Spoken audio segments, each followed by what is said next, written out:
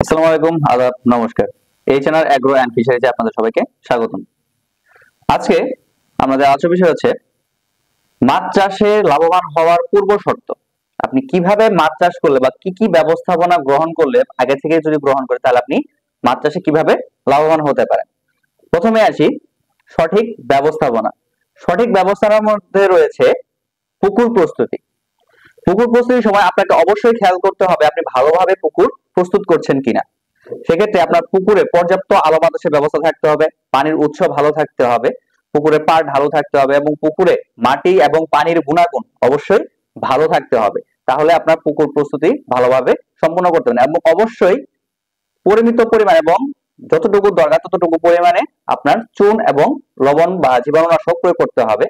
জীবাণুনাশক হিসেবে আপনি ইডিটিএ, বিকেসি 80%, ব্লিচিং পাউডার বা তুতে এগুলো ব্যবহার করতে পারেন। এরপরে হচ্ছে রোগ প্রতিরোধ ব্যবস্থা। পুকুরে অবশ্যই রোগ প্রতিরোধ ব্যবস্থা ভালো থাকতে হবে এবং পানির উৎসটা অবশ্যই ভালো থাকতে হবে যাতে পানির মাধ্যমে রোগের সংক্রমণ কম ছড়ায়। ভালো মানের জীবাণুমুক্তকরণ ওষুধ ব্যবহার করতে হবে যাতে আপনার পুকুর প্রস্তুতির পূর্বে আপনি সমস্ত জীবাণুগুলোকে ধ্বংস করে ফেলতে পারেন। এরপরে আসি মানসম্মত পোনা।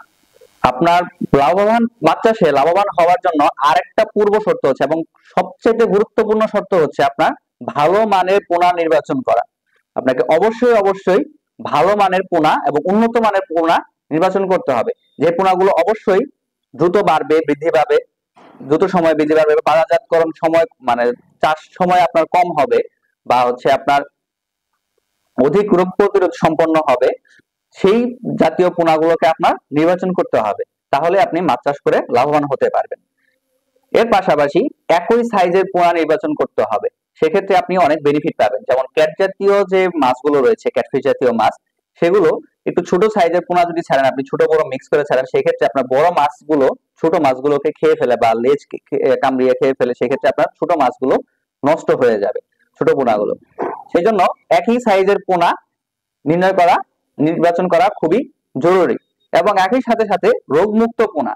এবং আপনি যখন পোনা নেবেন তখন অবশ্যই আপনাকে খেয়াল রাখতে হবে যে আপনার ব্রুড মাছে, যে মাছটা আপনি নিচ্ছেন পোনাটা, তার ব্রুড মাছে কোনো ধরনের রোগের সংক্রমণ হয়েছিল কিনা। যদি হয়ে থাকে তাহলে সেই ব্রুড মাছ থেকে আপনার রোগগুলো আপনার পোনাতে স্থানান্তরিত হবে, সেক্ষেত্রে আপনি ক্ষতির সম্মুখীন হবেন। এরপরে আসি মানসম্মত খাবার ব্যবস্থাপনা। খাবার ব্যবস্থাপনার ক্ষেত্রে পুকুরে আপনার সবচাইতে গুরুত্বপূর্ণ এবং প্রাথমিক যেটা খেয়াল রাখতে হবে সেটা হচ্ছে আপনার পুকুরে প্রাথমিক যে উৎপাদন, প্রাইমারি প্রোডাক্টিভিটি, সেটা ভালো আছে কিনা। অর্থাৎ পুকুরে ফাইটোপ্লাঙ্কটন এবং জুওপ্লাঙ্কটন পর্যাপ্ত পরিমাণে আছে কিনা সেটার প্রতি প্রথমেই গুরুত্ব দিতে হবে।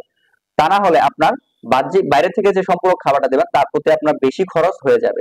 প্রাকৃতিক খাবার থাকলে আপনার কিছু সুবিধা হবে, যেটা হচ্ছে আপনার যে বাইরে থেকে সম্পূরক খাবার সেটা কম দিতে হবে এবং প্রাকৃতিক খাবারের পুষ্টিগুণটাও অনেক বেশি হয়ে থাকে, সেক্ষেত্রে আপনার অনেকটা উপকার পাবেন আপনি। এরপরে হচ্ছে সুষম খাবার।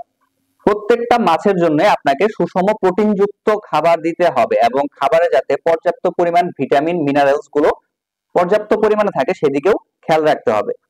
এর পাশাপাশি আপনাকে পরিমিত পরিমাণ খাবার দিতে হবে। অবশ্যই কোনো ভাবেই বেশি খাবারও দেওয়া যাবে না এবং কম খাবারও দেওয়া যাবে না। কম খাবার দিলে আপনার মাছের বৃদ্ধি ভালো হবে না, মাছ রোগাক্রান্ত হয়ে পড়বে, দুর্বল হয়ে পড়বে। আবার যদি বেশি খাবার দেন সেক্ষেত্রে আপনার অসুবিধা হচ্ছে, মাছগুলো নিচে তলানিতে জমা হয়ে পচে সেখান থেকে বিষাক্ত গ্যাস এবং দুর্গন্ধের সৃষ্টি করবে, যা আবার মাছ চাষকে ক্ষতিগ্রস্ত করবে। এবং যথা সময়ে এবং নিয়মিত খাবার দিতে হবে। যথা সময়ে বলতে হচ্ছে আপনি দিনের যে কোনো সময় 2 থেকে 3 বার খাবার দিবেন এবং যেই টাইমে খাবার দেন না কেন প্রত্যেক দিন ওই একই সময়ে আপনাকে খাবার দিতে হবে, তাহলে আপনার মাছের খাবারের প্রতি আগ্রহটা ভালো থাকবে। এরপরে আসি সঠিকভাবে বাজারজাতকরণ। সঠিকভাবে বাজারজাতকরণও মাছ চাষে লাভবান হওয়ার একটা পূর্ব শর্ত। কেননা আপনি যদি সঠিকভাবে ন্যায্য মূল্যে বাজারে মাছটা বিক্রি করতে না পারেন সেক্ষেত্রে আপনি ক্ষতির সম্মুখীন হবে, আপনার লস হয়ে যাবে। সেই জন্য বাজার মূল্য যাচাইকরণ এবং সেই মাছের বাজার মূল্য কত আছে, বাজারের চাহিদা কেমন আছে, সেই অনুযায়ী মাছের পোনা সিলেক্ট করা ভালো। সেক্ষেত্রে আপনি মাছটা চাষ করার পর আপনি সঠিক মূল্যে বিক্রি করতে পারবেন এবং বাজারের চাহিদাও বেশি পাবেন, সেক্ষেত্রে আপনি ভালো দামে বিক্রি করতে পারবেন এবং আপনার মুনাফাও ভালো হবে। এরপরে আসি মাছ চাষ করার কিছু কৌশল রয়েছে।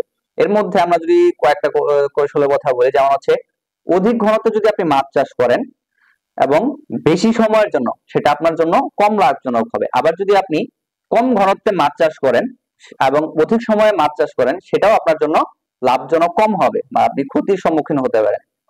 এছাড়া যদি আপনি অধিক ঘনত্বে মাছ চাষ এবং অল্প সময়ের মধ্যে মাছটাকে উৎপাদন করতে পারেন, সেক্ষেত্রে আপনি বেশি পরিমাণে লাভবান হতে পারবেন।